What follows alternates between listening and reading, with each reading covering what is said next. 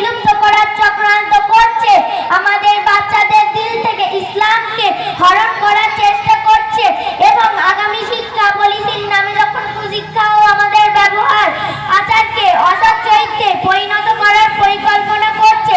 এমন এক করুণ পরিস্থিতিতে মক্তবের প্রয়োজনীয়তা সম্পর্কে বিস্তারিত আলোকপাত করার অপেক্ষা রাখে না।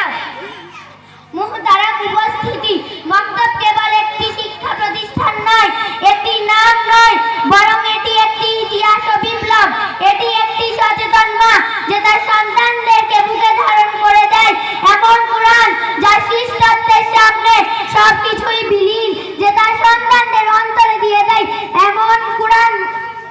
যে তার সন্তানদের অন্তরে দিয়ে দেয় এমন এক মহামানবের আদর্শ, যিনি মানুষকে শিখিয়েছিলেন পাঁচকৃত্যের পাঠ, যে তার সন্তানদের মুখে তুলে দেয় এমন অসাধারণ ভাষা যা শুনে মানুষ হয়ে যায় মুগ্ধ, যে তার সন্তানদের জন্য সুগম করে এমন এক রাস্তা যার পথে ঘুরে মানুষ জান্নাতে যেতে পারে। এটি এমন একটি মা যে তার সন্তানদেরকে শেখায় পিতামাতার হক, যার দ্বারা সে তার বৃদ্ধ বাবা মায়ের খিদমত করে দিতে নিতে পারে নিজের জন্য জান্নাত।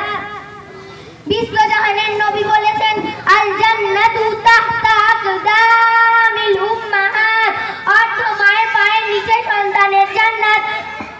সম্মানীয় হাজিরিন, এই বক্তব্যকে প্রতিষ্ঠা করার জন্য আমাদের বুজুর্গগণ অনেক কুরবানি দিয়েছেন এবং এই প্রসঙ্গে হযরত আলী মিয়া নদভী রাহমাতুল্লাহি বলেন, যদি আমাদের আগামী প্রজন্মের ঈমানকে বাঁচাতে তাহলে